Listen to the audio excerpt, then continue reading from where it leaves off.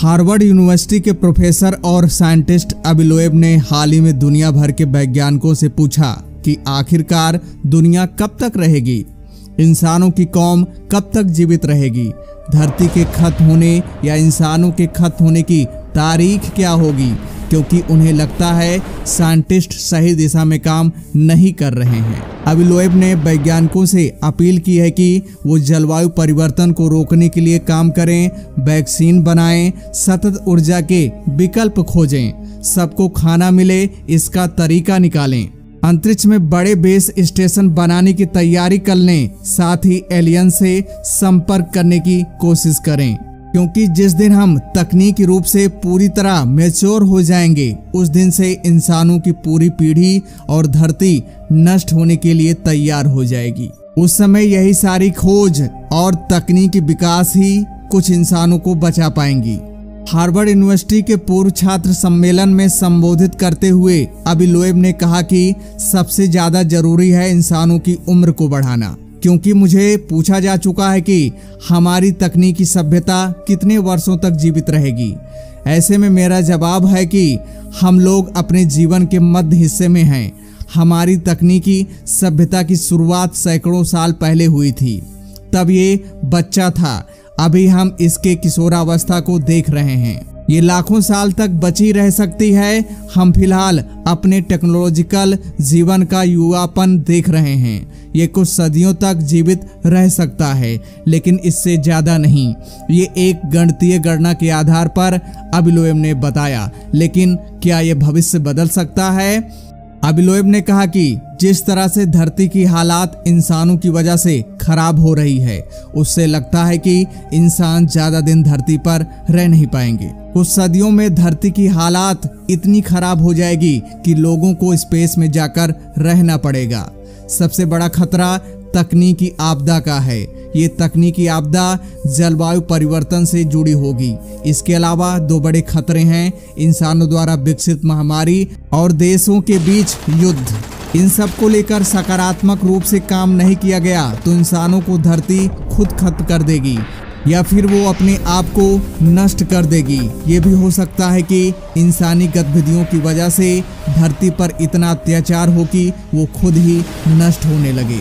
अबी Loeb ने कहा कि इंसान उन खतरों से खुद को नहीं बचा पाते हैं जिससे वो पहले कभी न टकराए हों, जैसे जलवायु परिवर्तन। इसकी वजह से लगातार अलग अलग देशों में मौसम परिवर्तन हो रहा है, ग्लेशियर पिघल रहा है, समुद्री जलस्तर बढ़ रहा है, सैकड़ों सालों से सोए हुए ज्वालामुखी फिर से आग उगलने लगे हैं, जंगल आग से खाक हो रहे हैं। ऑस्ट्रेलिया की आग कैसे कोई भूल सकता है, करोड़ों जीव मारे गए उसमें। फिजिक्स का साधारण मॉडल कहता है कि हम सब एलिमेंट्री पार्टिकल्स यानी मूल तत्वों से बने हैं। इनमें अलग से कुछ नहीं जोड़ा गया है, क्योंकि प्रकृति के नियमों के आधार पर हमें मौलिक स्तर पर इनसे छेड़छाड़ करने का कोई अधिकार नहीं है, क्योंकि सभी मूल तत्व फिजिक्स के नियमों के तहत आपस में संबंध बनाते हैं या बिगड़ते हैं। अगर इनसे छेड़छाड़ की आजादी मिलती है तो इससे नुकसान ही होगा। अबी ने कहा कि इंसान और उनकी जटिल शारीरिक संरचना किसी तौर पर किसी भी आपदा की भविष्यवाणी नहीं कर सकती है, क्योंकि यही हमारे मानव सभ्यता की किस्मत है। इसे इतिहास में इसी तरह से गढ़ा गया है। इंसान की सभ्यता कब तक रहेगी ये भविष्य में होने वाले तकनीकी विकास पर निर्भर करता है।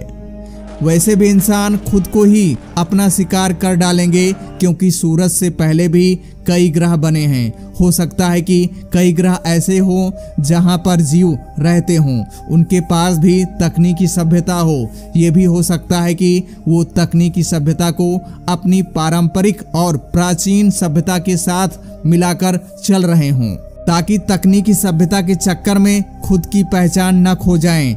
जब रेडियो एक्टिव एटम धीरे धीरे खत्म हो सकता है तो अन्य जीवन देने वाले एटम क्यों नहीं खत्म हो सकते हैं। इंसान को फिलहाल अंतरिक्ष की प्राचीनता की स्टडी करनी चाहिए। उन्हें मृत तकनीकी सभ्यता की खोज करनी चाहिए या पता करना चाहिए कि ये सभ्यताएं कैसे खत्म हुई, कहीं ऐसी ही हालात इंसानों के साथ न हो। लेकिन इंसान हमेशा से अपने जीने का रास्ता निकाल लेता है।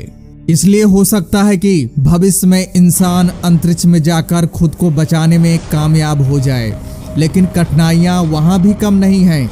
आखिरकार स्पेस स्टेशन बनाएंगे तो किसी न किसी ग्रह के आसपास ही, जिसकी कोई गुरुत्वाकर्षण शक्ति हो। बिना ग्रेविटी वाले ग्रह के स्पेस स्टेशन का मतलब नहीं रहता।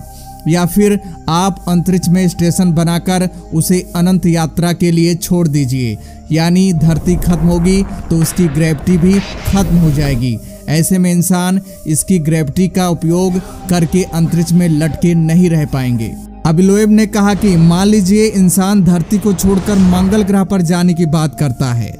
हो सकता है कि अगले 6 से 7 दशकों में पहुंचकर वहां अपना घर भी बना ले, लेकिन इतने लोग मंगल पर जा पाएंगे क्या? इतना पैसा वो खर्च कर पाएंगे?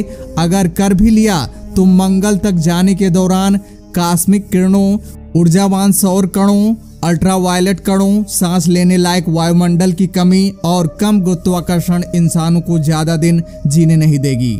मान लेते हैं कि इन दिक्कतों का सामना करके कुछ इंसान मंगल पर रहने भी लगे तो उन्हें फिर से अपनी दुनिया बसाने और धरती से और लोगों को ले जाने में कई दशक और लग जाएंगे। हालांकि मंगल पर जाकर रहने से एक बड़ा फायदा ये होगा कि हम वहां से अन्य रहने योग्य ग्रहों की खोज कर पाएंगे, यानी टेराफॉर्म्ड प्लैनेट्स खोजे जा सकेंगे। हो सकता है कि लोग ये सवाल भी पूछें कि अंतरिक्ष मिशन पर करोड़ों रुपयों का खर्च क्यों किया जाए? उन पैसों का उपयोग धरती पर रह रहे लोगों की भलाई में किया जाए।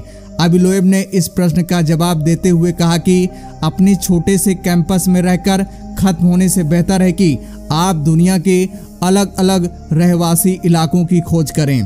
धरती पर भी और अंतरिक्ष में भी ऐसे सवाल हर तकनीक विकास से पहले किए जाते हैं। सैकड़ों से घोड़ों की संख्या तब कम हुई जब कारें बनी। सेलफोन आया तो उससे पहले सवाल उठा गया कि इतना बड़ा ग्रिड नेटवर्क कैसे बनेगा, लेकिन ये सब कुछ हुआ। चांद पर इंसान पहुंचा, लेकिन उससे पहले सवाल उठा था कि ये संभव नहीं है, कैसे करेंगे, लेकिन किया ना। इंसान चाहे तो खुद को धरती को बचाने के तरीके निकाल सकता है। सवाल पहले भी उठते थे, आगे भी उठेंगे। सवाल उठाने वाले भी कई तकनीक का फायदा उठाते हैं। वो भी आगे चलकर खुद को अपडेट रखने के लिए कई तकनीकी का सहारा लेते हैं। अबिलोएव ने कहा कि हमारी पहली जरूरत है स्थानीय समस्याओं को खत्म करना, लेकिन साथ ही हमें नए आयाम खोजने भी होंगे, नई तकनीक विकसित करनी होगी। लेकिन ऑस्कर वाइल्ड ने कहा था कि हम सभी गटर में रह रहे हैं, लेकिन हम में से कुछ सितारों की ओर भी देखते हैं। इसलिए हम में से ज्यादा लोगों को सितारों की ओर देखना होगा। हमें उसके लिए प्रयास करना होगा ताकि इंसानियत और धरती दोनों बचाए जा सके। अगर नहीं बचा पाएंगे तो दूसरे ग्रह पर जाने की व्यवस्था कर लें, क्योंकि जिस हिसाब से इंसान अपने काम कर रहा है उसके अनुसार धरती बदला लेगी। तो दोस्तों, आप क्या सोचते हैं कमेंट्स बॉक्स में जरूर बताइएगा। तो दोस्तों, जय हिंद।